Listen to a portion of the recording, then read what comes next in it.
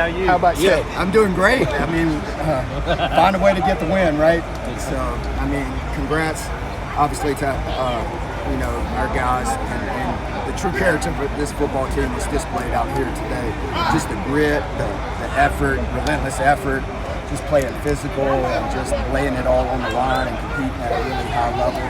You know, obviously really ugly from a defensive standpoint, but we found a way to get one more play and win the game. So, we'll open up for questions. The two plays there, tell me about the tip ball and then obviously the play in the end zone. Yeah, I mean, getting closer there, so 2 down territory. They got to pass it. Obviously, we just went 4-man rush and just played cover 2 on both those snaps. It just gave us the opportunity those guys up front to go in and create some rush and stuff, and then obviously trying to put us in the best position pass coverage-wise as well. And obviously our guys responded and played it out.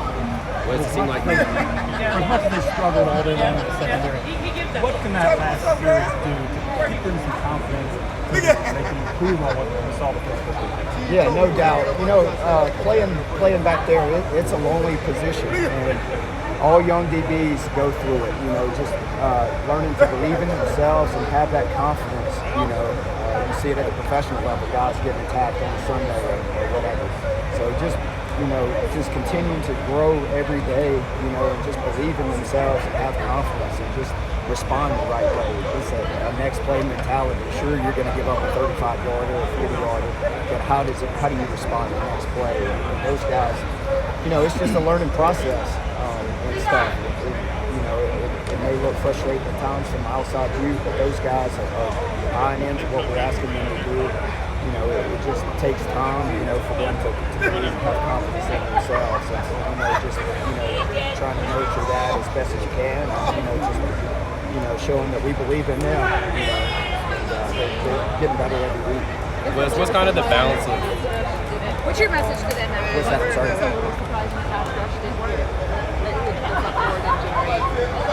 It's kind of hard because they were just RPOing us and getting the ball out so quick. I mean, obviously, credit to him. I mean, he's a veteran guy. He wasn't going to let us tee off on him, you know, and hold the football. You know, I thought our guys did a good job of giving effort and creating push at times and stuff. Obviously, we wish we could have got to him a few more times, but a veteran guy's not going to just hold the ball back there and not get rid of it.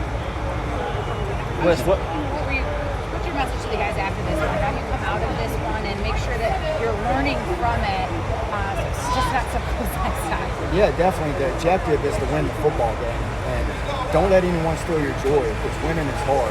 You know, last year, we had a really dominant defense, and maybe we didn't score as many points, but just playing complementary football, being able to, just grow and learn, and just the chemistry and cohesion that it takes from the back seven. Just continue, just stay focused on the process. Don't get so outcome focused and lose sight on the strides that you're making in the league and stuff. And celebrate it. Winning's hard. I just wanted to follow up about KJ Henry. He's the first guy out on the field to congratulate every single person. Just him and what he means to his team and how much he really motivates it and is cheering on his teammates. Yeah, definitely. I mean, he's a solid leader. Just unbelievable guy to have in the locker room. Really well respected among his peers, and just believes in the team and believes in all the players, and he's there to celebrate and have fun with the guys. What's the balance between trusting your guys to make plays, the headquarters on the back end, and also when you're trying to have everybody sometimes over the top too?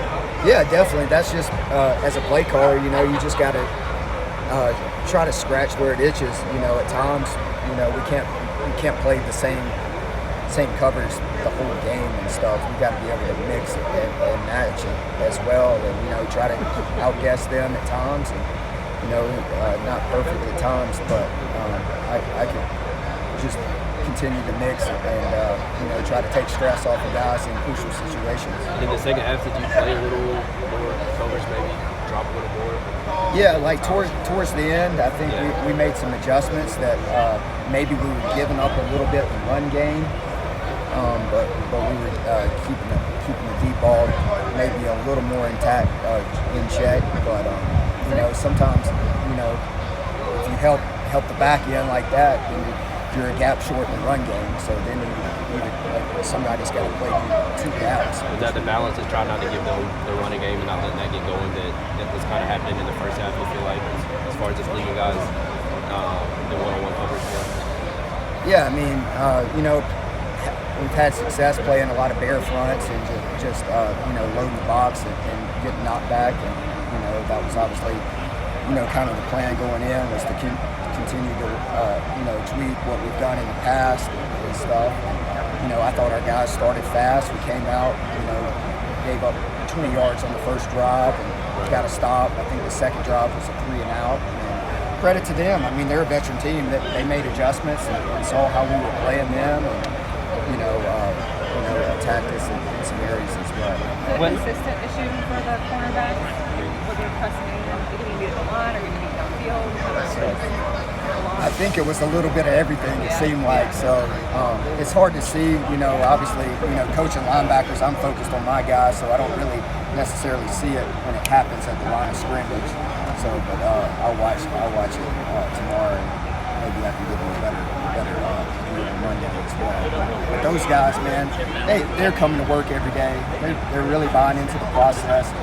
And they're going to get better and better as we go, no doubt about it. We just got to get them to believe in themselves and have confidence in themselves and go out and challenge us. What's your evaluation of the pressure you guys are generating in your front four or not generating from your front four? Do you need more from those guys when you don't bring pressure from the second or third levels?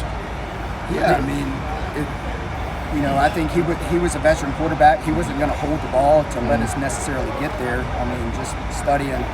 I think you can look it up on PFF, but the first 3 games we've been getting quick game of screen to death, so the ball's just coming out so quick, 1.8 seconds.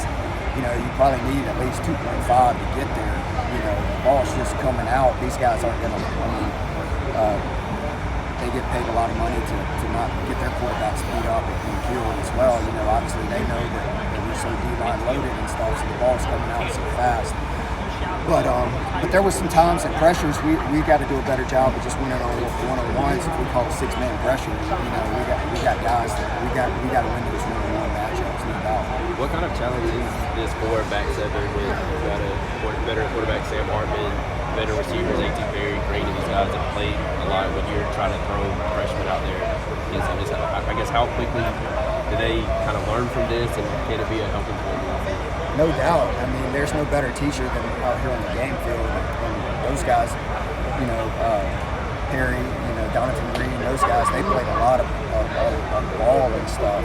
They're very savvy, very, very good route runners. They know how to use their body and create separation at the top end of the route. And our guys are still learning that, and we'll continue to get better and better as they play. What can you say about receiving and there?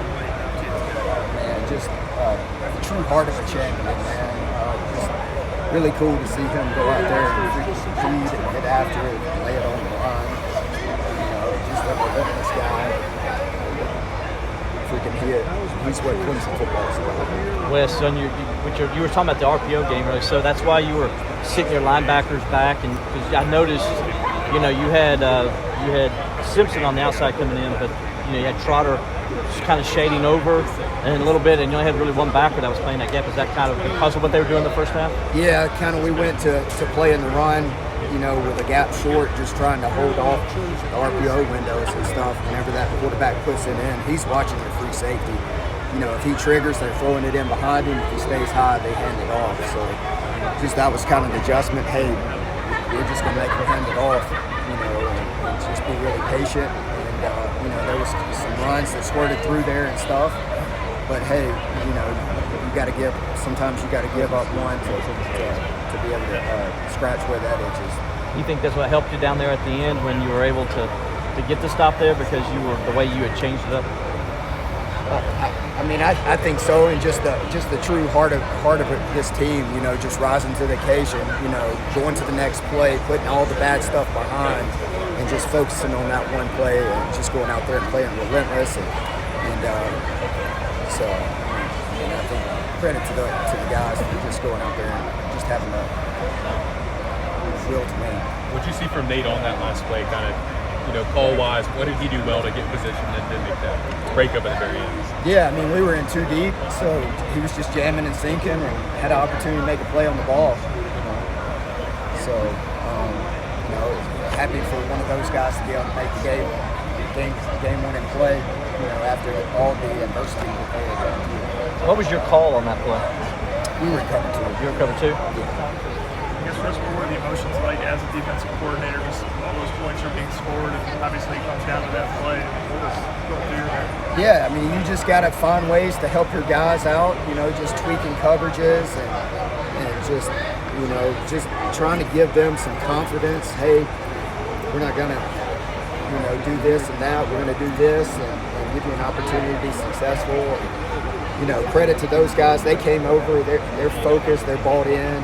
They're wanting to learn. They're eager for information and stuff. And we were able to somewhat get it slowed down and fixed. How much people forget this is only your 4th game as a defensive coordinator? How much did you grow up today with this game? Definitely game 5. So 5-0, but it's taking a beating. But you just got to stay the course.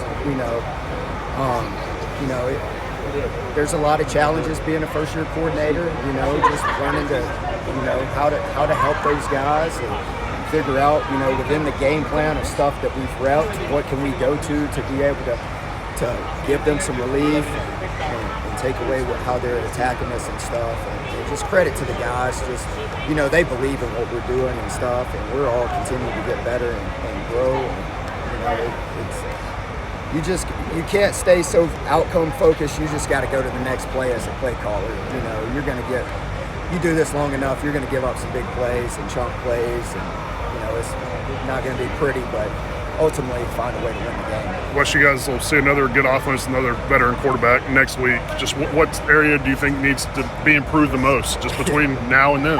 Yeah, obviously giving up 6 touchdowns. Hopefully, just continue to grow our back seven, and just, all of our pass coverages getting better with the finer details and just the chemistry and cohesion that all of it takes. Those guys are growing every day, and it's cool to see them.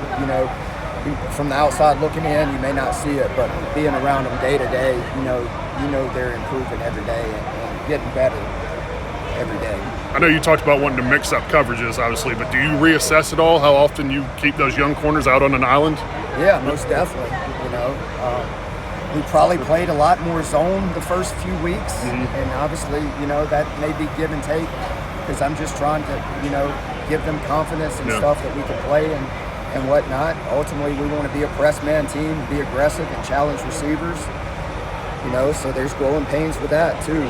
So, but we're getting better and better every week, and the guys are working their tails off. Getting Tyler Davis back, what was your assessment of having him out there and no impact? Yeah, definitely. I mean, Tyler's a seasoned pro. Just an unbelievable young man, just a leader, has a will to win. Like, he was just relentless in that second half. I thought he really stood out.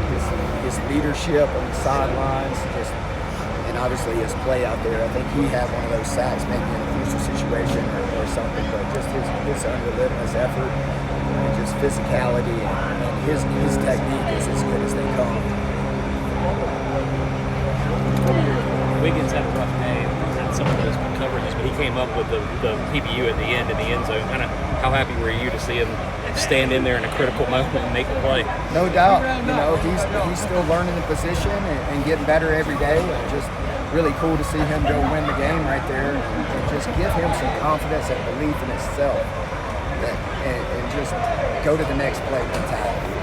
I've seen Patrick Peterson get carved up on the first 3 quarters of the game and go out there in the fourth quarter and lock somebody down. Somebody, you do it long enough, you're going to see guys have bad days in the secondary and stuff. But we just got to stay the course and continue to grow every day. Cool.